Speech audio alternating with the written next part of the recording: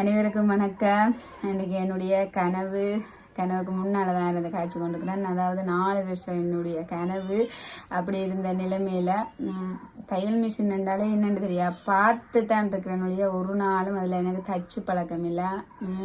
இப்படி ஊசிக்கு நூல் கோக்குறது இப்படின்னு இதில் எல்லாம் நூல் கோத்து வேற வேணுமன்றது எதுவுமே எனக்கு தெரியாமல் தான் அந்த தையல் மிஷினை எடுத்தேன். நான் என்னால் முடியும்ன்ற ஒரு நம்பிக்கையில் தான் நான் இந்த தையல் மிஷின் எடுத்தேன்னா அந்த ரீதியில் நேற்று முழுக்க எப்படியடா நூல் கோக்குறது அப்படின்ற மாதிரி பார்த்து கொண்டு இருந்தேன். யூடியூப்ல எல்லாம் அடித்து பார்த்தேன். நான் அந்த ரீதியில் ஒரு மாதிரி நூல் கொடுத்துட்டேன்.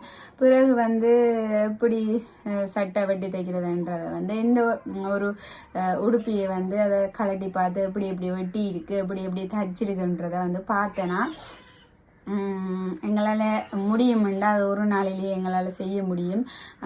ஒரு நீட்டாக செய்ய முடியாட்டிலும் ஒரு சட்டை மாதிரி தைக்க முடியும். என்னால் அப்படி நான் நினைச்சு கொள்கிறேன். நான் இப்போ முந்தி என்னால் எதுவுமே முடியாது அப்படின்னு நினைக்கிறேன்னா இப்போ நினைக்கிறேன்னா என்னால் எல்லாமே முடியும் அப்படின்னு நினைக்கிறேன்னா அந்த ரீதியில் தான் முதல் தச்சு பார்த்தேன். அது பின்னுக்கு தையல் வராமல் போயிட்டு சிக்கு பிடிச்ச மாதிரி பார்த்தா தையல் மிஷினுக்குள்ள அவ்வளோ நூலும் சிக்குப்பட்டு தையல் மிஷினே நின்றுட்டுது.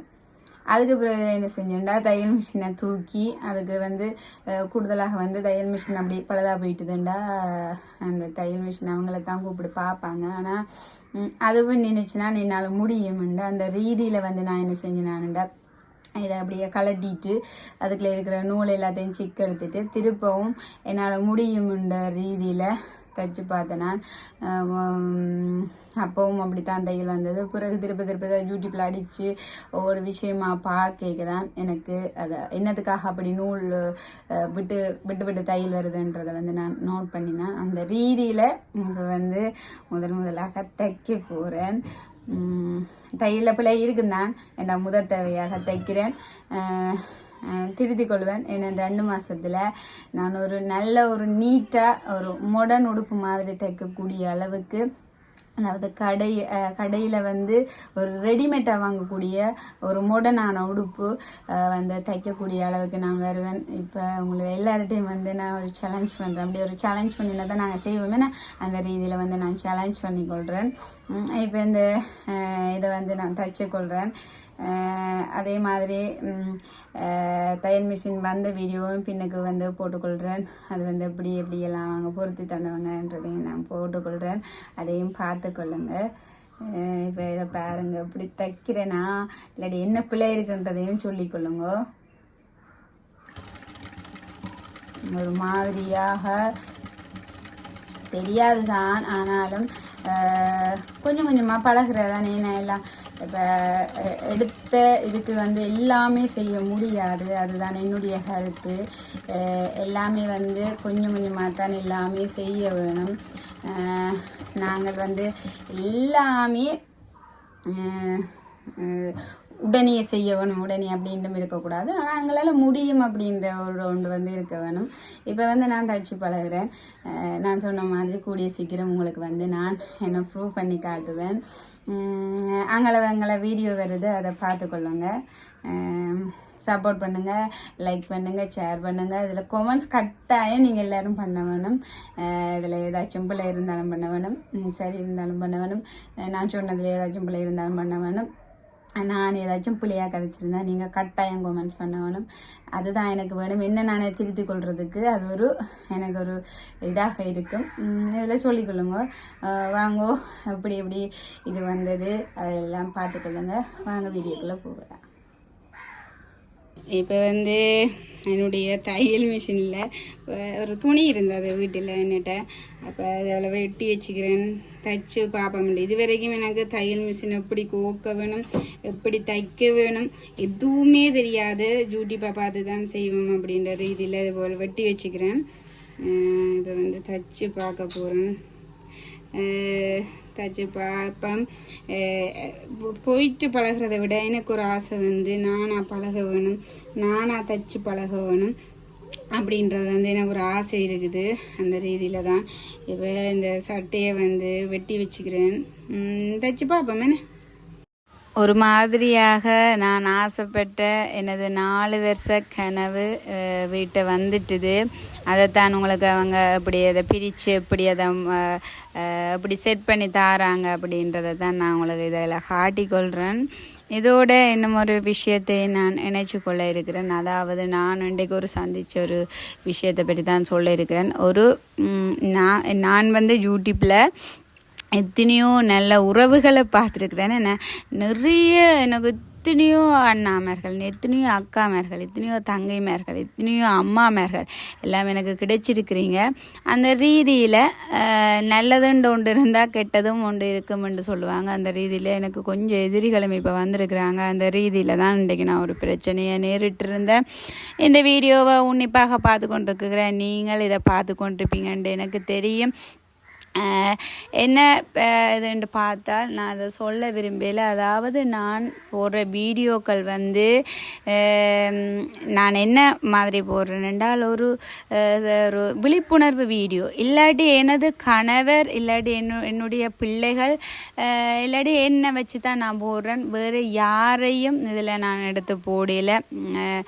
என்னையும் எனது கணவர் எனது பிள்ளைகளை மட்டும்தான் நான் இதில் போட்டுக்கொள்கிறேன். வேறு யாரையும் இதில் போட்டுக்கொள்கிறேன். இல்லை எந்த ஒரு இடத்தையும் நான் வந்து குறிப்பிட்டு இந்த இடம்தான் அப்படின்றது நான் சொல்கிறேன். இல்லை நடந்து கொள்கிற விஷயங்களையும் அதுபோல் மட்டும்தான் நான் இதில் சொல்லிக்கொள்வேன். அந்த ரீதியில் நான் சொன்னேனே, அந்த எதிரி என்ன விழுத்த வேணும் என்ற எண்ணத்தோட ஒரு அதை குறையண்டும் சொல்ல முடியாது.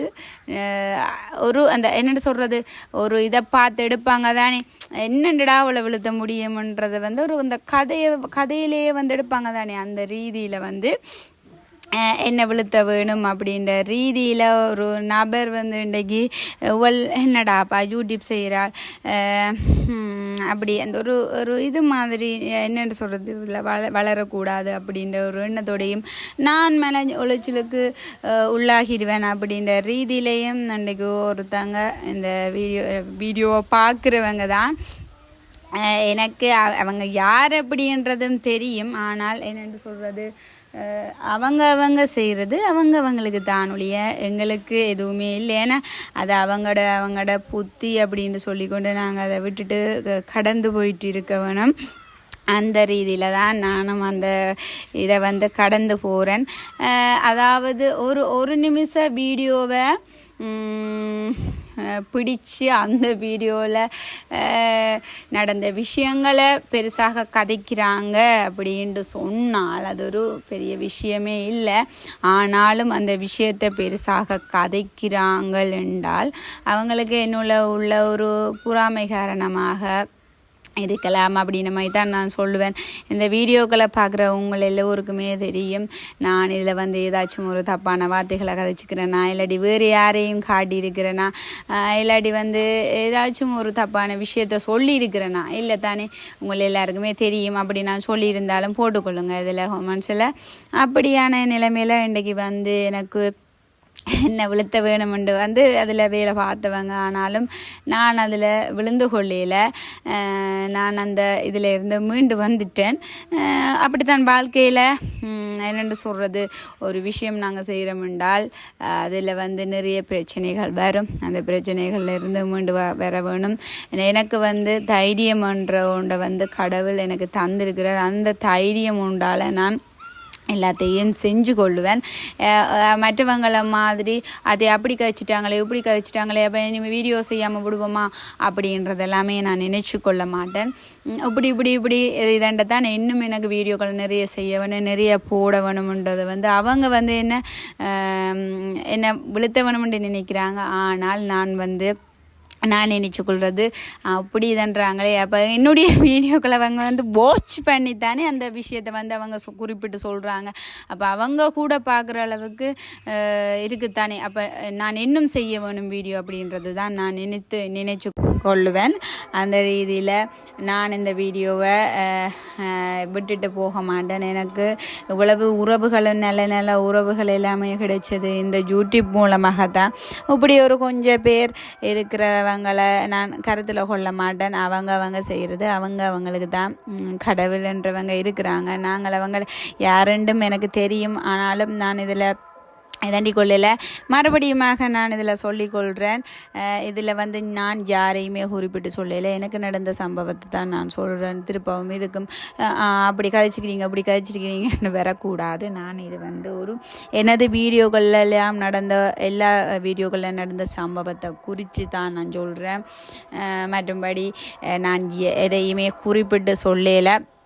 அந்த ரீதியில் சரி அதை விட்டுக்கொள்வோம். ஏன்னா அவங்களோட குணம் அப்படின்ட்டு சொல்லிக்கொண்டு இந்த அண்ணாக்களை வந்து இந்த வேலையும் ஒரு கஷ்டமான வேலை தானே. ஏன்னா அப்போ எல்லா வேலையுமே கஷ்டம் இருக்குது. அந்த ரீதியில் இந்த அண்ணாக்கள் வந்து இதை வந்து செஞ்சு கொண்டிருக்கிறாங்க. நானும் எப்படா பூட்டுவாங்க எப்படா நான் தைக்கவே தெரியாது.